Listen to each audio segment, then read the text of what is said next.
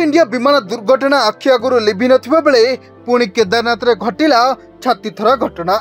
Kedarnath धामरू फेरिथिबा helicopter दुर्घटनाग्रस्त होईची।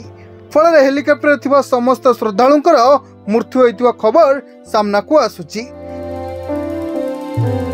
आज सकाळ 5:17 आर्यन कंपनी हेलिकॉप्टर 7 जन भक्तों को नहीं केदारनाथ हेलीपैड रु गुप्तकाशी हेलीपैड को उड़ान भरितिला, किंतु मझी रास्ता खराब पाग जोगु हेलिकॉप्टर टी दुर्घटनाग्रस्त होईची।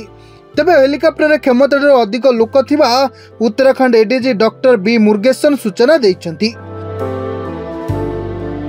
7 जनक मध्य हेलिकॉप्टर पायलट मध्य रहिछंती।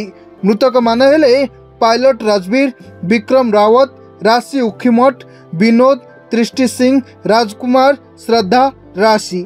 सेमाने उत्तराखंड, उत्तर प्रदेश, महाराष्ट्र और गुजरात राज्यर यात्री बोली जना पड़ी।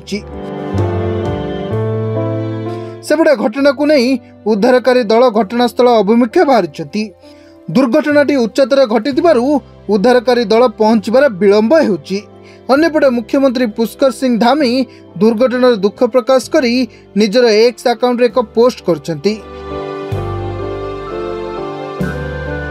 रुद्रप्रयाग जिले में हेलिकॉप्टर दुर्घटना संपर्क में अत्यंत दुखद खबर मिली।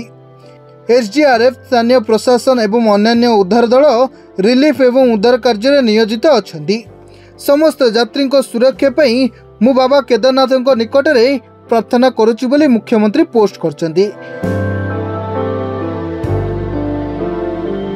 सेपरि हेलिकॉप्टर उड़ान को नहीं एक एसओपी जारी करछंती मुख्यमंत्री।